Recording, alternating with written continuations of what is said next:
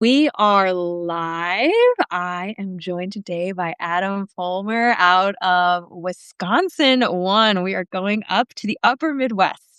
And I am a native Chicagoan, so I am excited to get into this area of the country because I've been doing a lot of California and like Virginia and like all that kind of stuff. So we're getting smack dab in the middle of the nation here, which we are all very excited about. I am going to let my guest introduce himself in just a second, but just a reminder, everybody, this is the Candidates of Our Dreams series, where I talk to progressive and pro-democracy candidates across this great nation. A lot of them are challenging either GOP incumbents or they're primarying Democrats or whatnot. Today, we are actually talking to another independent. We talked to my first independent yesterday, which was really fun. So I'm excited to keep that trend going. Remember that we are here to talk about how we can advance these candidates. So if you're in Wisconsin one, great. You start taking notes about what you're going to be doing in your district. If you are not, but you're like, hey, I love this person and I want to help them, we will talk about how to do that as well. But you will leave with homework. So please be ready to do that, ready to take notes. And of course, all this will be published later for people to view at their leisure, and clips will go out via social media collaboratively with our candidate here. So, Adam, why don't you go ahead and introduce yourself to the people? Thanks for having me. My name is Adam Follmer. I'm a candidate in the House of Representatives race in Wisconsin's 1st Congressional District. Just to cut to the core of my campaign, the thread line that runs through it all is wealth inequality. And I really see that as being, all these problems that we have are offshoots of the imbalance of our current structure.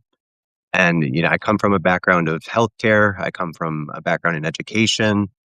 And I've seen firsthand that for-profit filter that just gets in the way of us providing quality care, quality education. And it's those two ideas that are most near and dear to me. But the more time I've spent in this space, the more I see it's wealth inequality. It's the for-profit filter for things that need to be human rights and human dignities that it needs to change as soon as possible. Amazing. So my point of universal healthcare and education really appeals to you. You're like, yes, let's make Absolutely. it that way. Amazing. Tell me more about that healthcare and education. What is that experience? So I'm a speech therapist by trade, and most people know like working in the schools, but I actually worked in hospitals. And so here in Wisconsin District 1, I've worked in probably like 4 or 5 different assisted living facilities. One's in Kenosha and Racine, and I love the work. I love getting to work with that population, but I hate the idea that whether I get 60 minutes with a person or whether I get 20 minutes with a person depends on a Medicare Advantage versus like regular Medicare. Yeah. And then The whole I was thing. just going to say for the education piece, now after a while, I burnt out. I hate to say it, but like it just took a toll on me. And I switched I was very fortunate enough to have a colleague at a university. And so what I do now is train like the next generation of speech therapists. And I was really excited because I'm like, I'm going to help prepare people. I'm going to tell them what it's like on the other side, and hopefully they won't burn out like I did. Yeah. And the world just kept moving, and these kids keep going in more and more debt, and we're not doing anything to help them out. And that promise of a higher education being worth it, like I'm starting to doubt it a little bit. And that's why I'm pulling for the universal healthcare education, because we need competently trained people to take Right. care of us in our old age and our young age, wherever health hits. Right. Oh my gosh. Okay. So first of all, I love your background. I was a huge fan of Mr. Smith Goes to Washington when I was a kid. A lot of us in high school, if you're in the millennial generation in high school, you had to watch it at some point. And I always like pictured our government as being that it's just the people who are living their lives and they're like, you know what, I need to go to DC to do something. And I'm loving how many people I'm talking to where it's like, look, I'm an actor, I'm a teacher, I'm a whatever, like I'm just a person but I'm pissed off, Yeah. about whatever it is, because of the things that I'm doing, right? I'm acting, I'm teaching, I'm caring for folks. I am, some kind of healthcare provider or whatever, and I'm just tired of it. Like, I'm tired of this nonsense from on high. So, makes all the sense in the world. I also work with older adults in my day job, and so when you're talking about, like, working in assisted living, but then also, like, yeah, Medicare Advantage versus, like, whatever, and it's just like, horrible. Um, yeah, so that makes a lot of sense. So you are running, to clarify your race, you are running as an independent, Right. Yes. and in Wisconsin, which is similar to Virginia, what you were describing before we went live, independents do not need to be in any kind of primary situation. That's not the case in all states, like California's jungle primaries and whatever. In our states, you go straight to the general election. Are you petitioning right now? Like, what's the petitioning situation for the It's ballot? it has a interesting window. It hasn't opened up yet, but it closes in June. And It hasn't so, opened yet. from what I can tell, and I've been kind of back and forth with people, but Yeah. I know I have until June, like, Right. to get Yeah. the 'Cause signatures. we And have until June, but I usually don't wanna it's say like, only, but I only need 1,000, which I feel like oh, is okay. doable. Right, yeah, no, very, geez, you guys sorry. Virginia, okay, I love my state, but, like, they make everything very hard. And for a Yep, congressional district, we have to get, like, 2,500 or something, like, it's yep, not small. So, yeah, anyway, that's annoying, but great. So so you've got about 5-ish months or so to petition, mhm, and then you're on the ballot. Now talk yep, about the other date, though, that you've got going on as far as, like, if you turn it into a three-way race and that sort of. mhm. Yeah, so we were talking beforehand, and I just did an event last week in Kenosha by the Hands Off group down there that's connected to the Indivisible group. Yeah. And at that event, I know the fear of the independent candidate, especially in Wisconsin, that I'm gonna siphon votes, and what could be a Democratic victory, all of a sudden things get convoluted and it becomes a Republican victory. And I really, I see this race in particular as one that needs to flip no matter what. It's been Republican for as Ever. long as I've lived here. Right. We were talking beforehand, before Brian Style was Paul Ryan and his all get up. So, In and case then, anyone doesn't know who Paul Ryan is, John Boehner's heir, we do not like. So, anyway, keep going. yeah. And so what I told that group is, if it's clear that I'm not going to win and it's clear that I'm going to do some damage if I stay in, I have a date of like early August that it actually just became a law in 2025 that I can get removed from the ballot. Prior to that, the only way to get off the ballot was death. That's literally what the we have Oh my some god. weird It's like rules when it once comes you to get on, you better just your deal with it. Right. That's yep, kinda crazy because I mean, like, anything it could is happen, right? You could get sick for or, sure. like, whatnot, and it's like the responsible thing to do at that point would be to withdraw. That's so silly. Alright, well, because I know people are like, "Well, you could just tell the electorate." It's like, yeah, and you've got voters who go in there and are like, this person's name starts with the same letter as mine." Like, you know what I mean? Like, come on. Yep. So that's wild. I'm glad you guys have that law now, because that's sensible and stuff. Law is weird, everybody. So I first of all, I just wanna say that as a fellow independent, I am loving the conversations I am having with y'all because, first of all, there's a lot of independence in this country. There's a lot of people who identify as politically independent for a lot of reasons that I think are perfectly valid. And while I also believe in coalitions, which is what you're talking about, right? You're Mhm, like, look, we're on the same side. I believe that I have something to offer here, and so we should be in this. We should make it a race because competitive political races is how we have a better democracy, right? mhm, Lots of blood churning and everything. However, like, I also know how to play on the same team, right? And we can be strategic. And that's what I'm hearing from independents. Like, I'm here to be strategic about this. And I just realized that the person I interviewed yesterday was not my first independent. David Clayton was my first independent. And he mhm, was the first one to make this point to me. He was like, look, we've been R forever and we've been running Democrats and we can't flip the freaking seat. yep, So we might as well try something because you've got Republicans who will not vote Democrat. They will see the D mhm, and they do not care. That could be their best friend on the weekend, but they see the party affiliation, they're like, don't care, can't do it. And and so it's just like, okay, well, you're not working with like reason at that Mhm. point. And if we run Democrats and it hasn't worked and it hasn't worked and it hasn't worked, we need to try something else. And Yeah. so I think your method makes all the sense in the world. And you're willing, this is not about, you're not walking into it like, I'm here to save the world. I'm here to try something else. And if it's not working, then I will exit, which is commendable because it's not nothing to run a race. It's a Mhm. lot of effort. You make a lot of time and monetary sacrifices to do it. And yeah, so that like bravo. I'm glad that you are doing Yeah. it and that you're so thoughtful in that approach. Yeah, I wanna comment on a couple of those points, like the people that will not vote for a Democrat, like, that is a very real voter here in this district, and there was a book that was written in 2016 about the it was called The Politics of Resentment.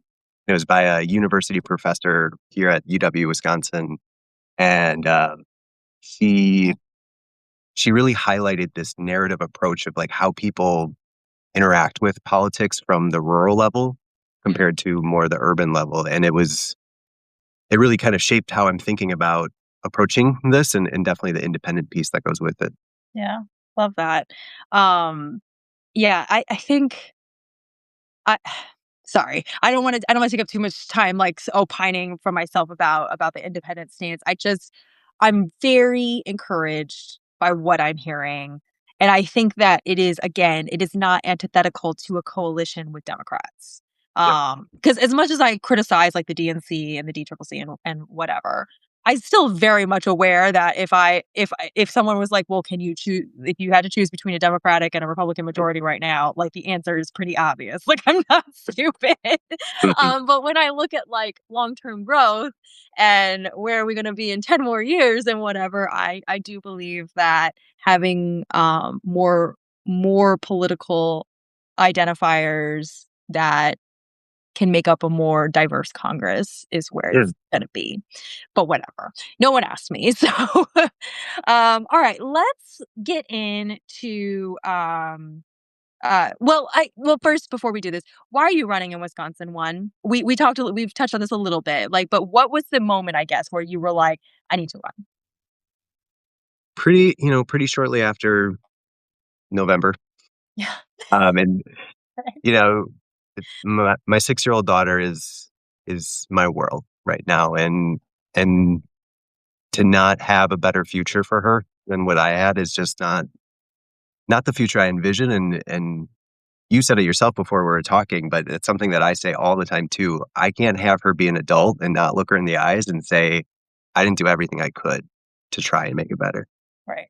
Yeah. So That that's the big one, but, like, these I just need people to appreciate that all our problems are political. Like, the affordability piece that seems to be so paramount right now is a political thing. When we talk about education, like, when we look at UW, we back in 1974, um, 43% of the funding came from the state. In 2024, it's 13%. yeah. And it's decisions like that again and again that have chipped away at the working class. Mhm. And, like, when I was in Madison as a student, I marched when we had Act 10, which was Scott Walker's decision to take away our collective bargaining rights as a union. And it just decimated the teachers' union. And 15 years later, here I am working at a university with no union. Mhm. And we have to have another mechanism to engage this working class. Yeah. And I'm not saying like unions are so valuable and we need them, obviously, but we also have to appreciate that we can't solely rely on the unions right now because decisions have decimated them across the history. And, it's that timeline is very clear, right? Like we get in the 70s and the 80s, and I've heard you talk about it before, but neoliberalism has been the downfall of the middle class and the working class. And back then, 2010, when Act 10 was going on, it was the Tea Party, it was Koch brothers, it was Fox News. But Mhm. today it's the tech oligarchs, it's still Fox News. Um, but it's this whole media piece that goes along with it that really allows them to control how we talk about it. Like, I don't know if you saw it today, but, like, obviously TikTok is now owned in some fashion by Larry Mhm. Ellison. Oh, yeah, I And know all he about it. and he banned the word Epstein, like, Mhm. it would get flagged, and it's like, this is the this is the power, and these are the platforms that we use to have these discussions, like, Substack itself is in part owned by Mark Andreessen, who's literally connected with Peter Thiel and all of those guys, and Mhm. I worry that that's how we're, like, having these conversations a little bit. I Oh. also, like, Oh, same. there's not a lot of alternative, but that's part of what my campaign is try to build a digital infrastructure to have a discourse that it's with real people. Because like, that's the other piece of the internet today is, like, we've seen the pictures of the bot farms and everything like that. Like, how often are those comments actually just someone in a far away Mhm. place? The And number I of block parties that I have had is unreal. So, Yeah. but So, yeah, I mean, that's kind of it in a nutshell. I mean, like, everything in my life has kind of steered me to where I am right now, and I think it's the perfect time for it all to come together and bring forward a different way to campaign a little bit. amazing. I love that. Well, thank you for joining this race. Even if it is for nothing else than to make the discourse extremely rich between now and August. But I also have high hopes for you. Before we signed on, y'all, I was checking Cook Political for Wisconsin one. It is +2 as of 2024, Mhm. +2 Republican. It is with the swings, the swings to the left, to the left. Um, it's that's a gettable district, and Brian Style, I think, knows that. He's currently pretending to be progressive about stock trading or whatever. And if you guys saw my interview with Joe Morelli, you know that that's just nonsense. Um, I kept calling him Brian Steele in that, which maybe we should bring that. Maybe that's the energy we should bring to him. Your name is now Steele. Give them a We're now going to rename you. um, awesome. All right. Well, we're at the part of the interview where I run down the list of the candidates of our dreams. And this is not a purity test, y'all, as I keep saying over and over again. It is a way to set some like pretty ambitious goals for a Congress that would actually take care of us, but to also allow candidates to talk about it with their own unique perspectives, because there are so many ways to peel this onion, skin this cat, whatever, colloquialism you want to use for that. But the point is, like, what we currently have from the GOP in particular, but also some of the establishment Democratic Party is the antithesis of what I'm about to read. So I will read this down and then we will let Adam spin off from there. So, number one, candidates of our dreams. They take $0 in corporate campaign money. Two, they term limit themselves and advance term limit legislation. Three, reassert their power over the Supreme Court. Four, raise wages and reinstate corporate tax marginalization, please.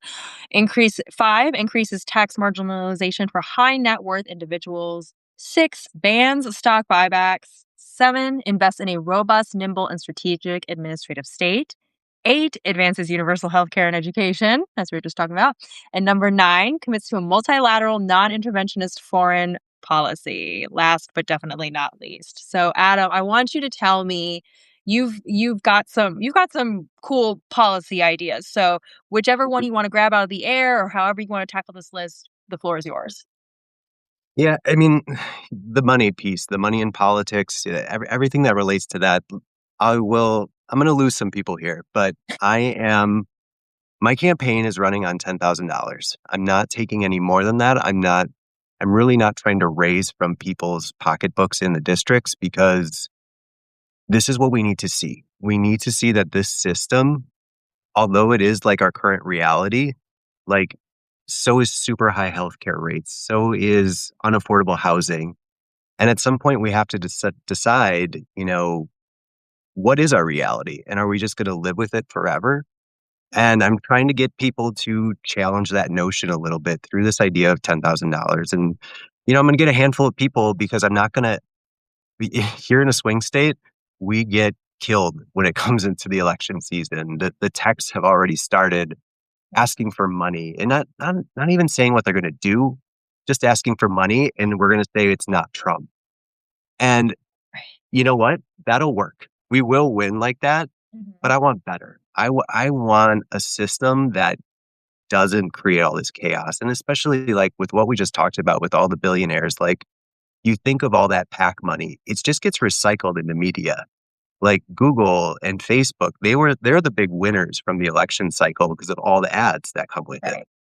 And so when we keep choosing to play into that, and I get it, it is our reality, but I'm just like, this is why the independent piece works, I think, because I think there's going to be a lot of people that agree with that and say, this is a fundamentally broken system. And like for that alone, like I'm in. But it's also, there's a lot more to this campaign that goes along with that beyond the money piece. But I want to touch on that later. I want to kind of stick with the 9 for Mhm. now. Yeah. Um, let me,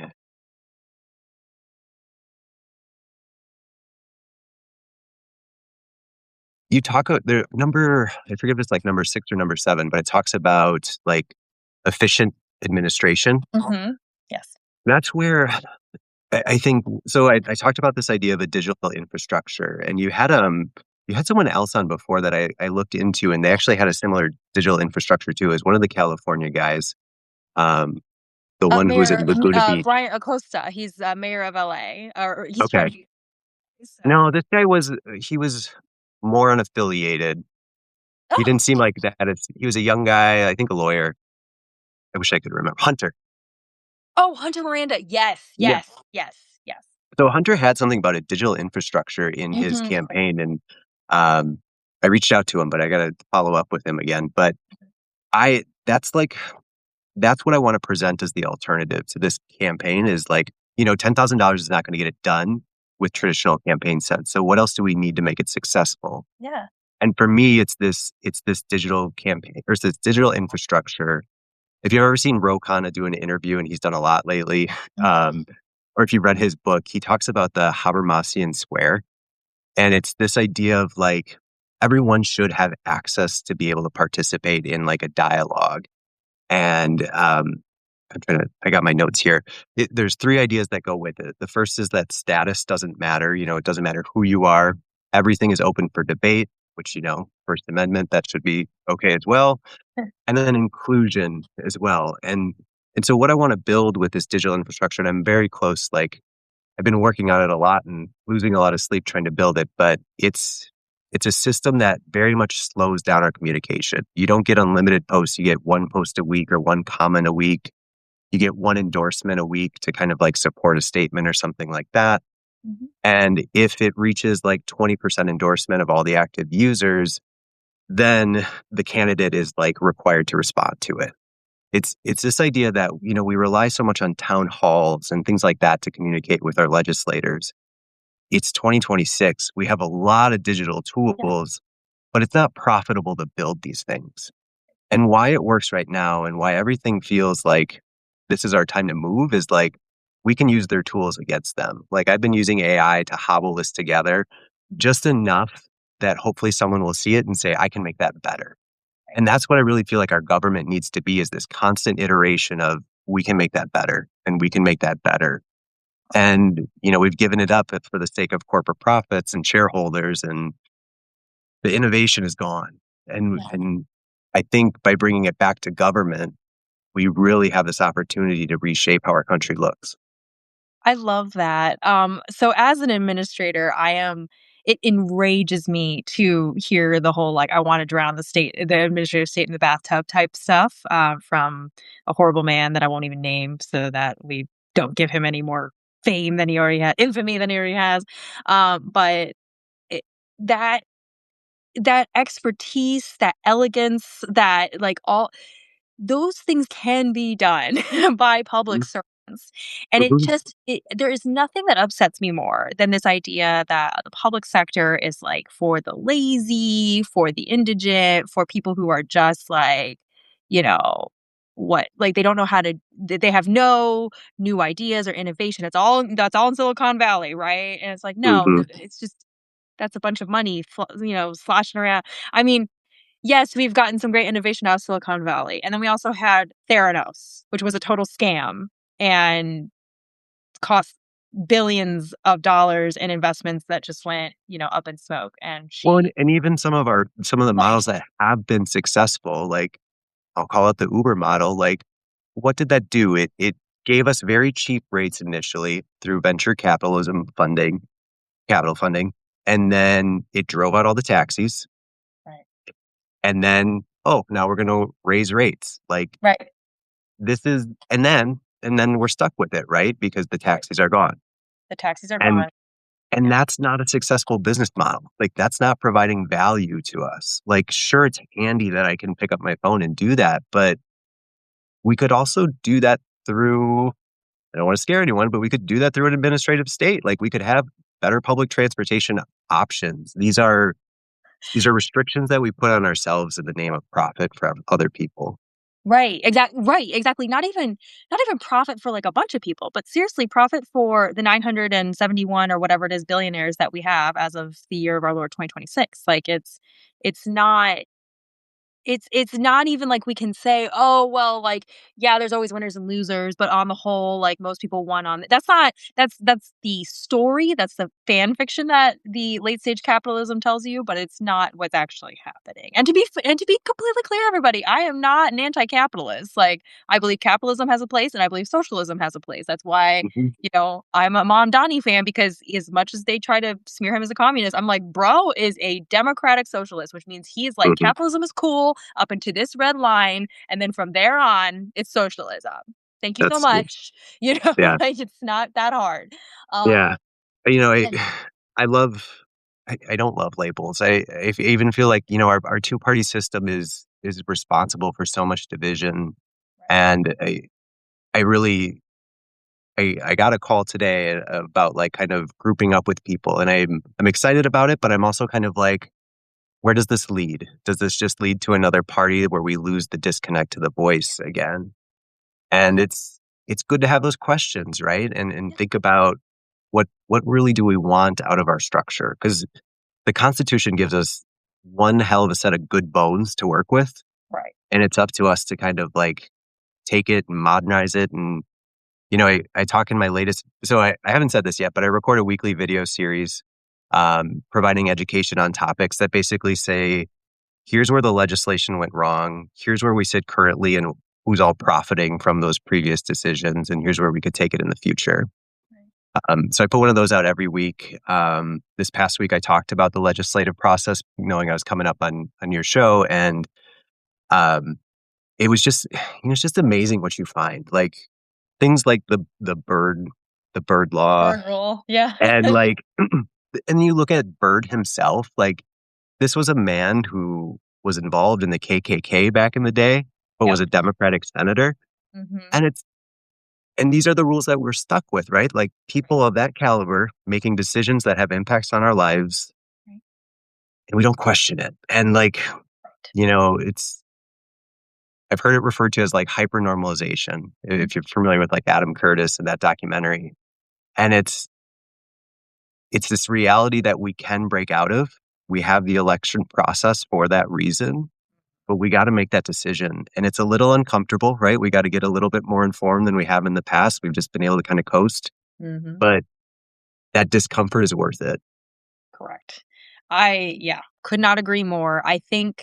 That I think the process of democracy has to be, I can't remember if I was talking about this before we went live or at the beginning of this live, but that process of the blood constantly circulating and new ideas coming in, new coalitions forming, and then breaking. You sometimes you don't need a group of people for the entirety of forever.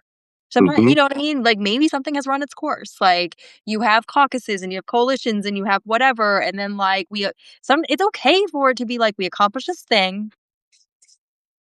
Hmm. Hooray, we're done now."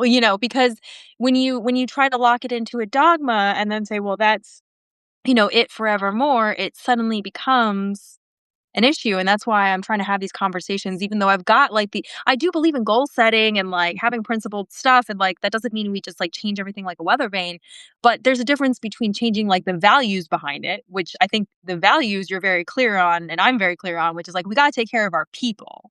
This is not taking nothing that's happening right now is taking care of people, full stop. Yeah. No. Please stop with any illusions about that.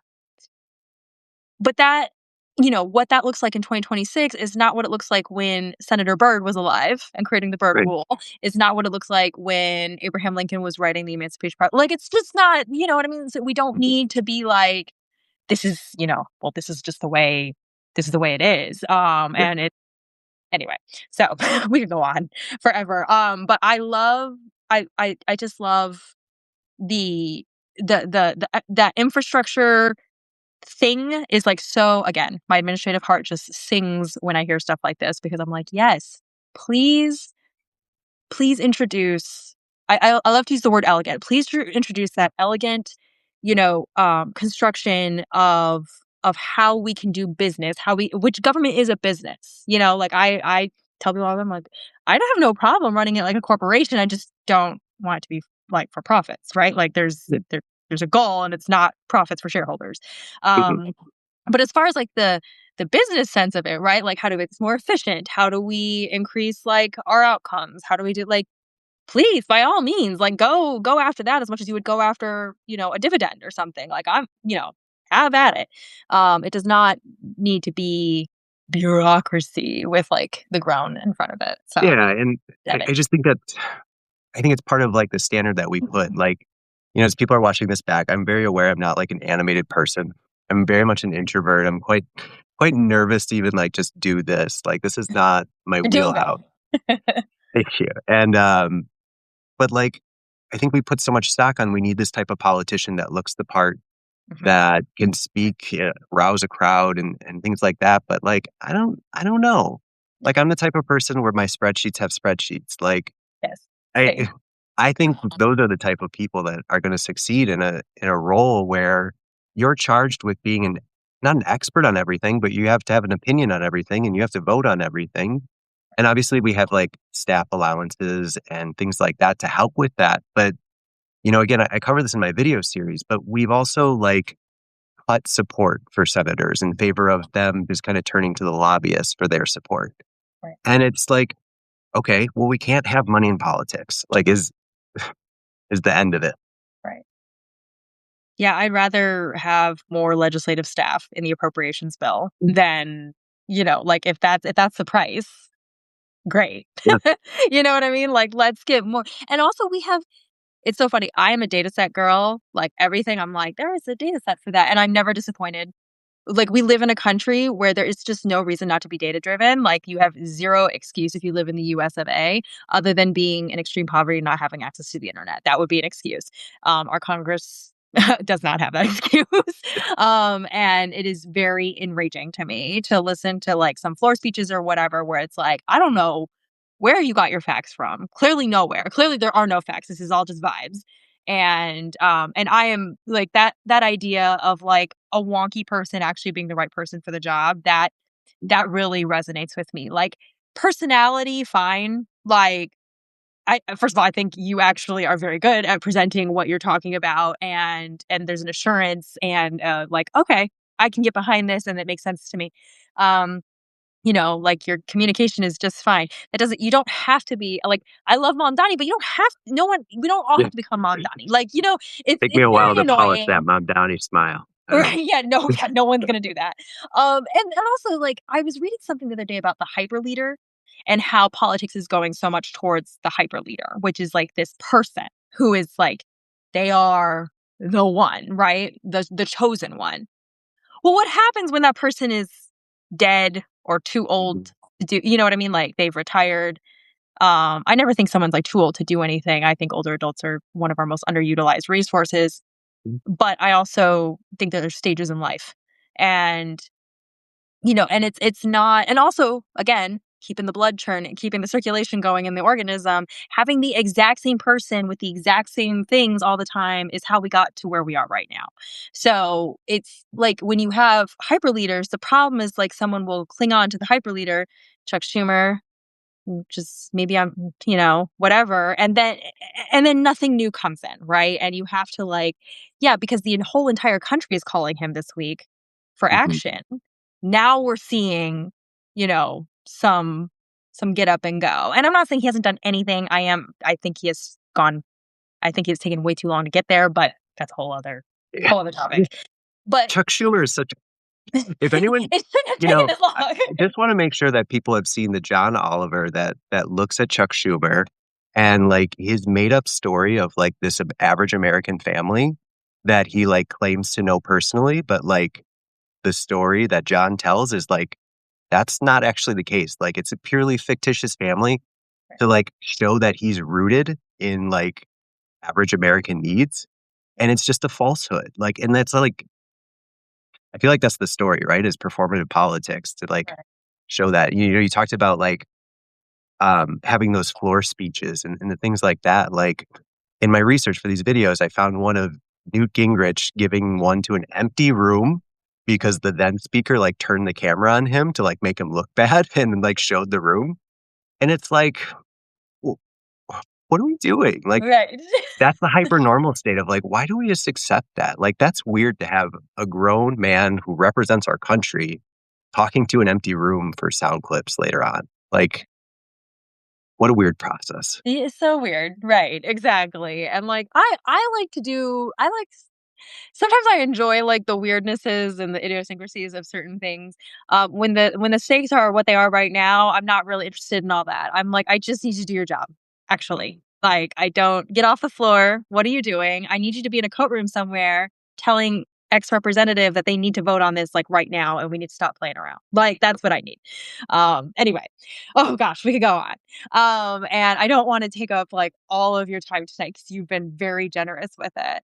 No, and I I w would say, like, as a $10,000 campaign, like, I think we'll look back at midterms at 2026 from a historical perspective and Mhm. realize that it's conversations like this Yes. with, like, people really getting to see the integrity of the person and, like, I don't wanna say Joe Rogan long form interviews, but, like, it does show, like, certain colors of people, and I Yes. I I think it's really beneficial to get to know those people, and we got good intuition. We can usually tell when someone's just kind of blowing smoke when it's, like, that long of an interview because they, like, run out of their speaking points.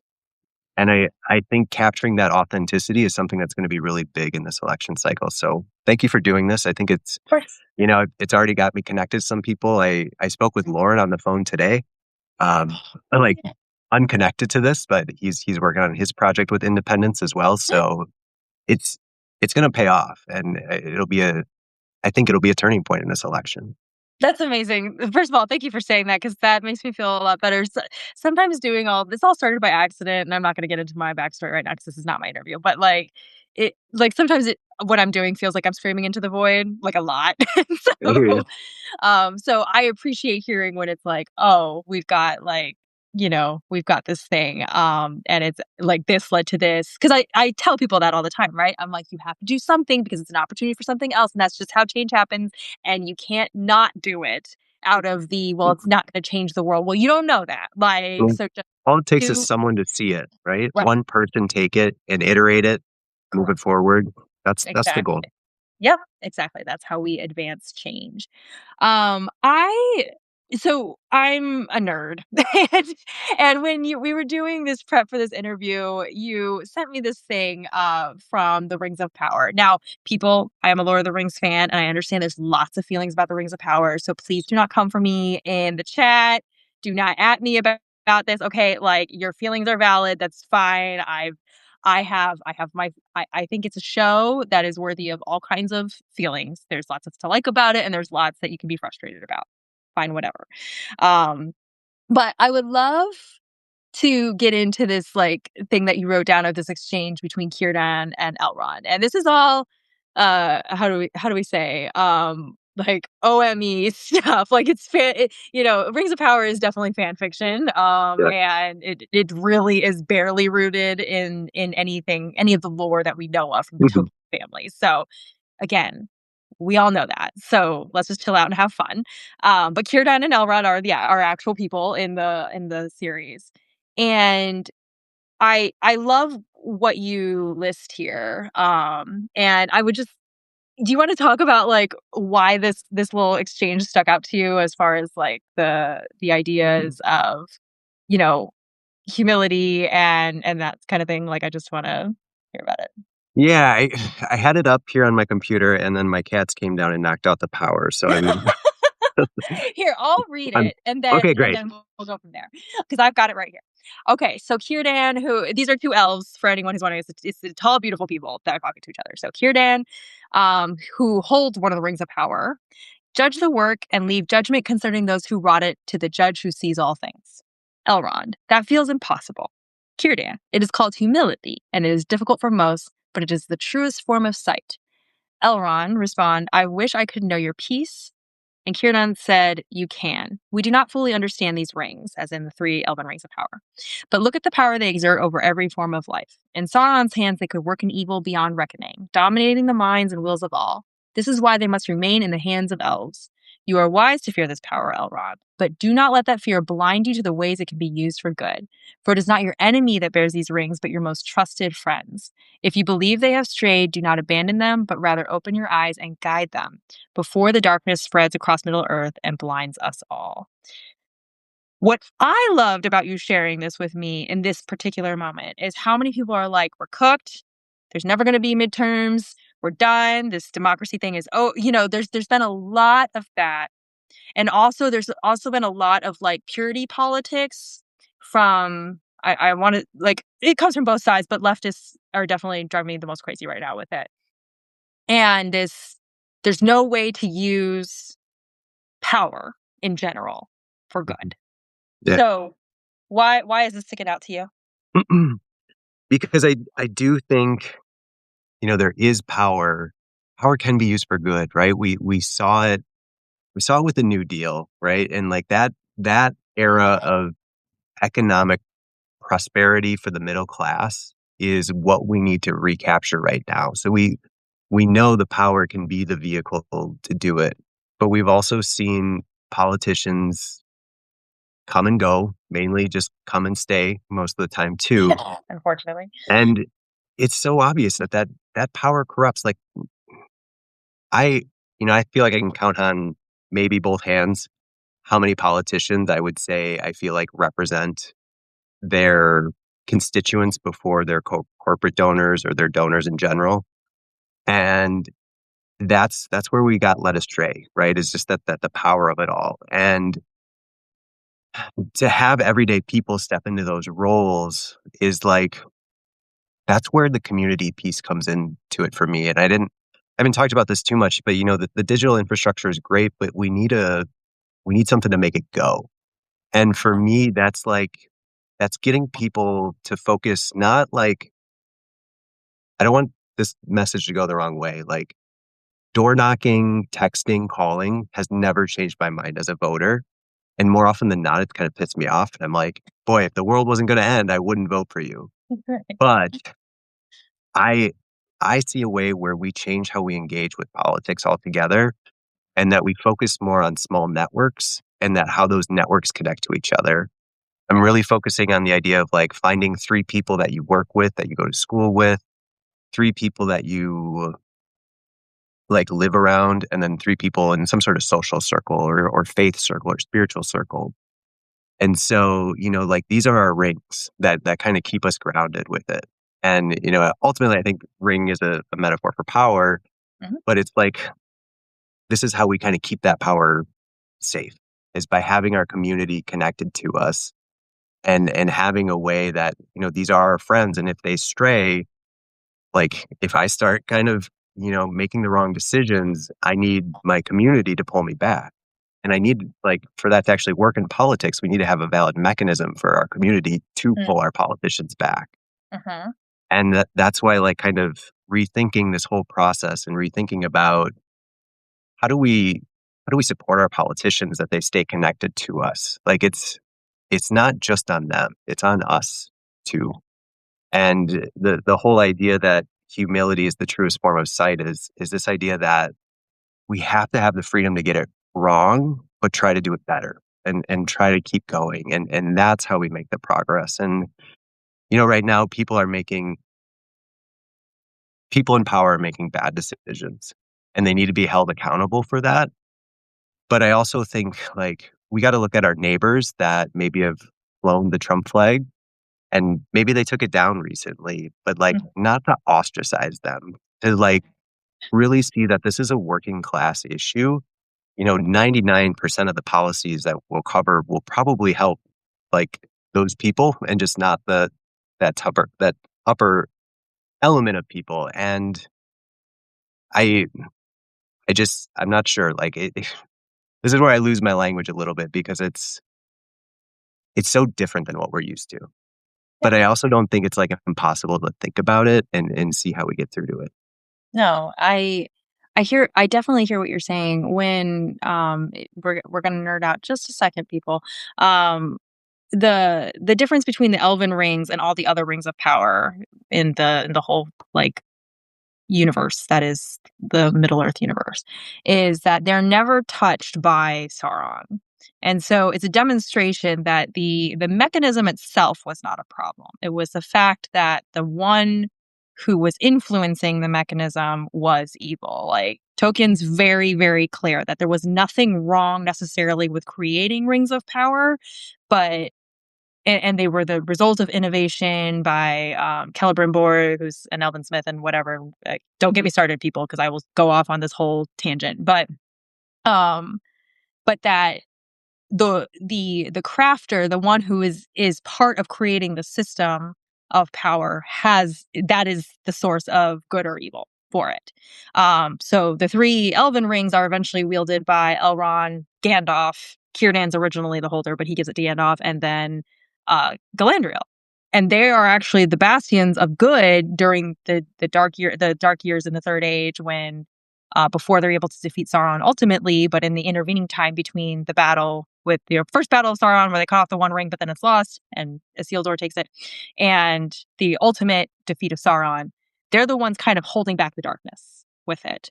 And so it's not that power in and of itself is a problem. It is whether that power, how that power is being used, and how that power is being used in community. So even the One Ring, which is evil, it's the most evil of all of the rings, obviously. But the reason the hobbits are able to take it is because of the way that community is built, right? Sam and Frodo, Merry and Pippin, and then eventually just Sam and Frodo together. Like that's how that was able to make a good conclusion. Mhm. Um, And anyway, we could people, there are so many things in Lord of the Rings that apply right now that we could go on for hours and you'd be like, "Oh my Yeah, god, what are you and I talking mean, like, about?"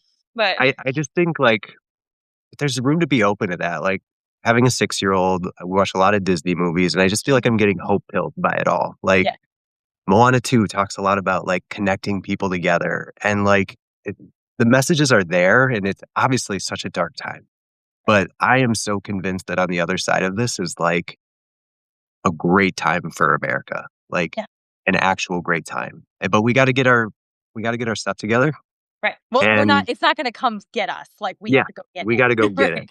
Right, right, But it's like I said, it's so worth going for. Like, I see that future and how much our lives improved and how many wrongs we right by addressing wealth inequality that we just we get to a place where it feels like a united country again. yeah, I love that. Awesome. So, Adam, we are closing out here. I want you to tell us where we can find you, how people can get involved. So, we've already talked about your campaign finance plan. You're not going to go above $10,000 raised. So, how are people getting connected? How are people helping to advance your campaign, volunteerism, even if they're not in your district? And then also where, like, your social handles, Mhm. where and then we'll plug the election date situation again Yeah. as well. So best place to come is my website, adam4wi.com. You can type any like Adam for Wisconsin variation. It'll reroute you there. That's where I host. I mean, all my videos are hosted through YouTube, obviously, unfortunately. But, you can access them all through the website, and on the website, you'll find so that's the video series. Each one is kind of like a little description of it, plus, like, some related videos if you wanna learn more. The whole idea is that people come watch these videos, and they share what they learn with their circles Nice. and spread the message that way. Right. All my socials are gonna be on my website. I'm not active right now. If you go look, there's like one post on each. I got out of social media when like Snapchat was big, and I've been like not eager to jump back in. But Mm-hmm. obviously, this campaign is gonna make me kind of It is be going to make you do competitive in it. that arena. Yeah. So it is coming. I got a whole plan. What I'm going to do basically each week is once I do some catch up work is, just do like a short 1 minute version of each video for the people that are on the couch, and also like talk about like what are some common rebuttals to these points. So like when you're having these conversations, you know how to handle them. And then also do some corrections each week. I do quick research on these videos and I try my best to keep them accurate, but like that's the humility piece. Like I have to be like Mhm. willing to say I'm getting it wrong. So that's what's to come on the socials. If you see it and you don't see anything yet, that's my plan for it. And tomorrow I'm hoping to get caught up. Um, When I send election this is out, I will link everything. So yeah, I great. will put all the links there and everyone will have it for when you're ready. Sorry, continue. Yeah. So election is November 3rd. I said that idea of like wanting to have a good idea of where I stand in August, because that's the last time I can drop out of the race if I need to do that. Mhm. Um, if people want to help, so when you go to the website, you'll see a don't donate button and you'll see a get involved button. And when you click the get involved button, that's eventually where I'll be hosting that digital infrastructure. Right now, it's not up. I'm not going to sleep this weekend, and I'll get it done. And but like if you're a web developer, if this is something that you think you can chip in, just send me an email. My email is posted up and down my website, but it is just adam@adamforwisconsin.com. Amazing. All right. So I will plug that. So, guys, if you're a web developer, if you know someone who is and is like, how do I help democracy? Here's ways to do that. This is like a super actionable thing. Yeah. And then, yes, adamforwi.com. I will blast that link and all the social handles in the Yeah. Substack post that is One last being run by our thing, corporate overlords. one last thing too that I would say for people too is like if this message has caught your ear, like tell your favorite host that does a similar show. Yeah.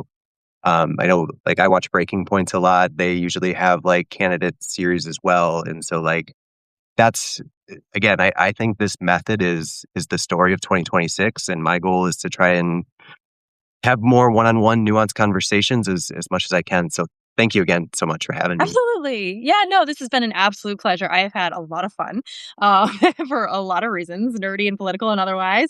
And so thank you for letting me do some of that as well. I agree that the fireside chat type thing is it's funny. I have a mostly hate relationship towards FDR, but I admire many of the strategies that he used Mhm. politically. And one of them was that direct communication to people. He was a master of it. I wish our politicians would get on that page quickly. Some of them have, obviously, but others still run things through like only their PR or whatever. And it's like, just the phone, pick it up and start talking to your people, please. So, begging you to do that. But yes, Adam, thank you so much for the time this evening. Y'all heard him. We need a web developer. We also need you to get involved in sharing the content of his message and what he's doing, so that we can get rid of Brian Style and Wisconsin 1, which again is only a +2 Republican district. It is a very gettable race. So, more to come. We will definitely be following you, and I'm sure we will talk again before November. So have a good one, Adam. Thank you. Take care.